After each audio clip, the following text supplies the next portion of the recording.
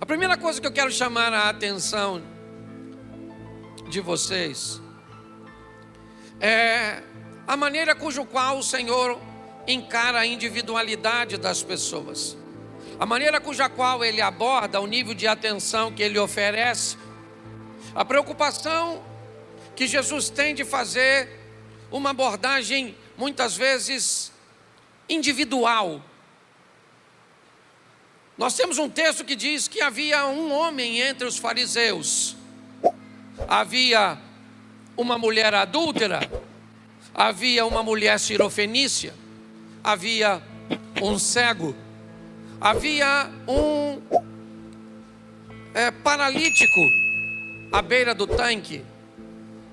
Jesus nunca teve problemas de atender a demanda de uma pessoa. Me parece que o propósito bíblico é falar da importância que o indivíduo tem para ele.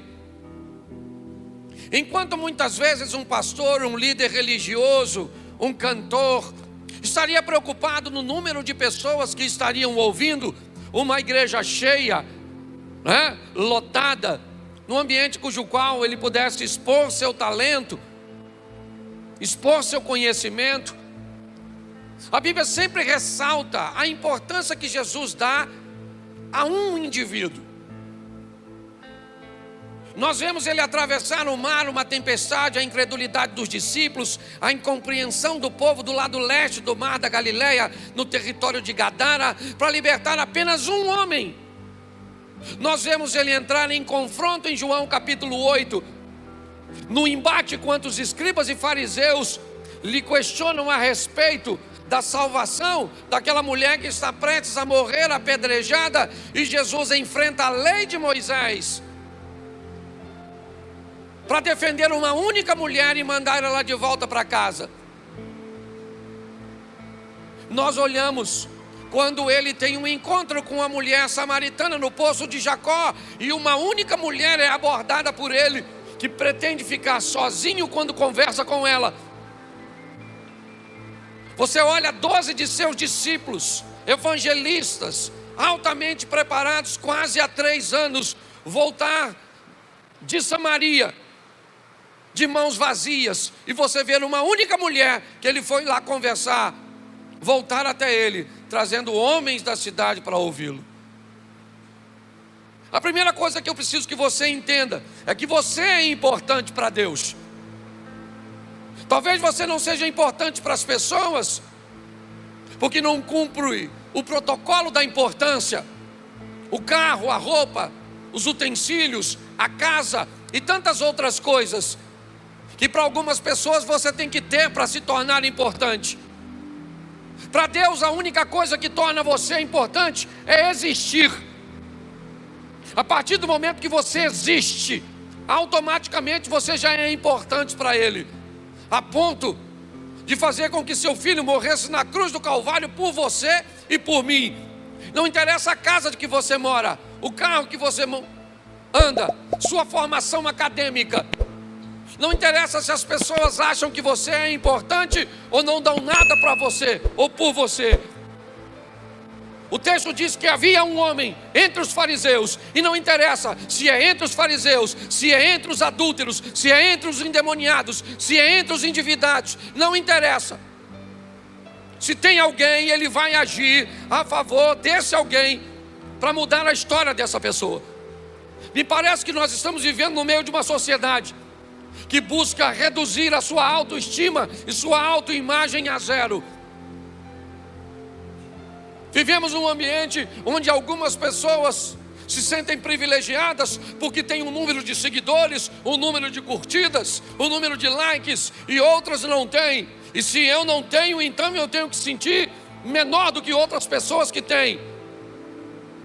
Não é assim que as coisas funcionam no reino de Deus. O texto começa dizendo que havia um homem, e quem é esse homem? Ele é um príncipe entre os judeus, ele é um fariseu, ele é da turma da sinagoga, que não consegue entender o que Jesus está fazendo. Eles, por não entenderem, optaram por dizer que Jesus tinha demônio, que o poder cujo qual ele operava milagres era oriundo das trevas. Mas o texto diz que um dentre esses homens, seu nome Nicodemos, ele está confuso. Ele vai de noite encontrar-se com Jesus. Provavelmente ele não quer que ninguém saiba que ele está ali. Ele sofrerá repressão se descobrirem que ele foi procurar Jesus. Ele pode perder seu prestígio, sua imagem pode ser maculada. O que vão dizer dele se agora ele aparece numa foto no seu perfil do Instagram, ao lado de Jesus? Pare e pense. Nicodemos é alguém que espera escurecer, não apenas uma escuridão do dia, mas há uma escuridão na vida desse camarada. Ele me parece estar num ambiente tenebroso. Ele me parece estar num conflito muito grande entre o que ele sabe do Velho Testamento e entre a força e os milagres que Jesus está trazendo consigo. Ele não é o único, pelo menos no discurso que vai fazer. Me parece que tem mais alguém que nós conseguimos até conjecturar mais à frente.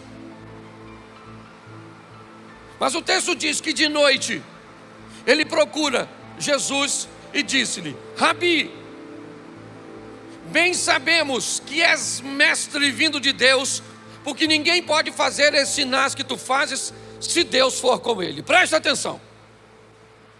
Quando ele está diante de Jesus, ele está sozinho. O único evangelho que narra isso é João. Mas Nicodemos diz: sabemos que és mestre. Sabemos quem, se ele está sozinho? Por que é que ele usa o verbo no plural, se ele está sozinho diante de Jesus? Sabemos que és mestre vindo de Deus, porque ninguém pode fazer esses sinais que tu fazes se Deus não for com ele. Nicodemos é alguém que, apesar de ser altamente conhecedor, ele não é mais um menino, ele é alguém maduro, que procura saber e investigar, que procura olhar mais de perto, interrogar, avaliar, para tomar suas conclusões. Ele sabe muita coisa sobre o Velho Testamento, e dentre as coisas que ele sabe do Velho Testamento é que o Messias era prometido, e que ele viria de um ambiente simples, que ele seria um libertador. E agora o que ele está vendo para ele parece o Messias, parece o libertador, e ele quer olhar Jesus mais de perto. Mas quando ele procura Jesus, eu acho interessante a dureza com que Jesus trata ele.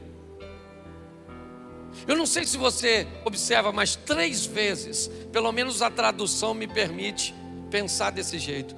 Quando alguém fala com você alguma coisa, que você repete, como Jesus repetiu: na verdade, na verdade. Me parece que essa é uma expressão que Jesus quer dizer: para ser sincero com você, Nico, você não sabe de nada. Porque 3 vezes ele fala: na verdade, cara, eu vou falar com você. Pare e pense. O que esse camarada quer? Por que é que ele foi procurar? O que é que vai sair dessa conversa? Isso é muito interessante. Quando ele diz e chama Jesus de mestre, e diz que ele reconhece que Jesus é mestre, bem sabemos que és mestre. Jesus poderia dizer: poxa, que legal, finalmente alguém na sinagoga vindo aqui me chamar de mestre. A palavra está chegando até lá. Mas não é isso que Jesus faz. Porque Nicodemos, apesar de saber ou já desconfiar de que Jesus pode ser o Messias, o prometido, ele ainda não tem coragem de fazer isso às claras. Ele ainda tem medo da opinião dos outros. Por isso que ele procura Jesus à noite, no escuro. Por quê? Porque se alguém descobrir na faculdade onde ele estuda, se alguém descobrir no meio do ambiente de empreendedorismo que ele frequenta, se alguém começar a descobrir que você anda com esse tal Jesus, que requer uma mudança de postura, de posicionamento, talvez você não vai ser mais muito bem visto. Então é melhor você, Nicodemos, manter isso às escuras, manter isso em segredo. É melhor continuar com vergonha de dizer para seus parentes que agora você se converteu, de que agora as coisas são diferentes, de que agora um palavrão não cabe mais no ambiente cujo qual você frequenta, uma bebida alcoólica agora não faz mais parte de seu cotidiano, esse tipo de negócios escusos, incorretos, não faz parte agora mais da sua vida. Não. É melhor encontrar com Jesus de noite para que ninguém saiba que eu tive com Ele. A história de Nicodemos é muito mais próxima de nós do que podemos imaginar. E é por isso que Jesus não refresca. É por isso que Jesus vai ser duro com ele.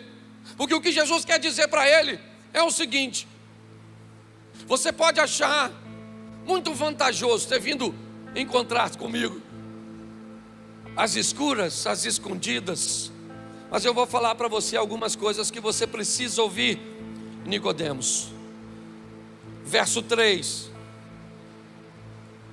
Na verdade, eu vou te dizer, Nicodemos, aquele que não nascer de novo não pode ver o reino de Deus. Aquele que não nascer de novo não pode ver o reino de Deus. Já já Jesus vai fazer uma analogia no nascer de novo com o batismo, aquele que nasce da água. Porque segundo o texto está me expondo para que eu veja o reino de Deus, para que eu tenha um entendimento de que Ele é real, eu vou precisar de arrependimento. E essa é a postura da água. Quando nós nos batizamos, o que nós estamos dizendo é que o velho homem foi sepultado e agora o novo vai nascer. E quando eu me arrependo, eu estou perto, eu ainda não vou entrar. Não, Jesus vai dizer algo mais forte para ele. Mas Jesus disse: aquele que não nasce de novo não pode ver o reino de Deus. Nicodemos então diz assim: como pode um homem nascer já sendo velho? Como? Que proposta é essa que o Senhor está me fazendo? Eu não estou conseguindo entender. Que história é essa de nascer de novo? Eu poderia tornar o ventre da minha mãe, entrar no ventre da minha mãe para nascer? Verso 5, novamente Jesus diz: na verdade, Nicodemos,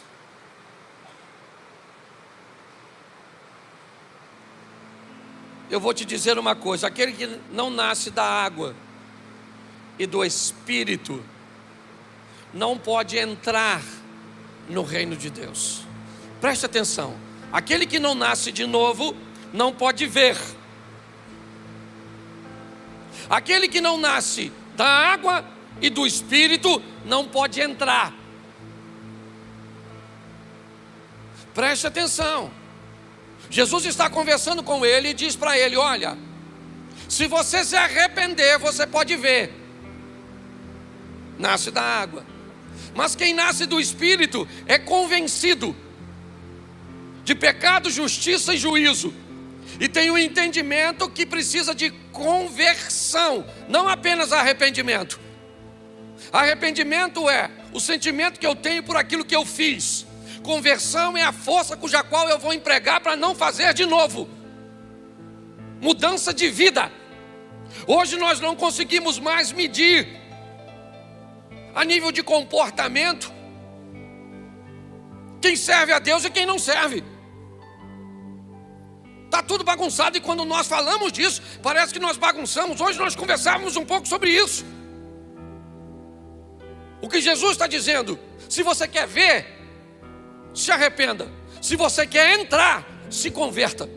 Porque arrependimento não tem conotação de mudança. O que tem conotação de mudança é conversão. Por isso Jesus diz, olha, na verdade, primeiro ele diz sobre arrependimento. Se você nascer da água, você pode ver o reino de Deus. Mas ele diz, como eu posso nascer de novo? Jesus diz, nasça da água, arrependimento, mas nasça do Espírito, conversão. Porque somente aquele que se arrepende e se converte, é isso, é mudança. Pastor, mas a salvação não é por graça? Claro que é por graça, um favor que nós não merecemos. Mas a Bíblia diz que aquele que obedece à palavra do Senhor, cumpre. Ok? Jesus disse que seria seus irmãos. Jesus disse que seria sua mãe. O que Jesus está dando uma conotação é: aqueles que obedecem à palavra e cumprem a palavra vão poder ir para a minha casa.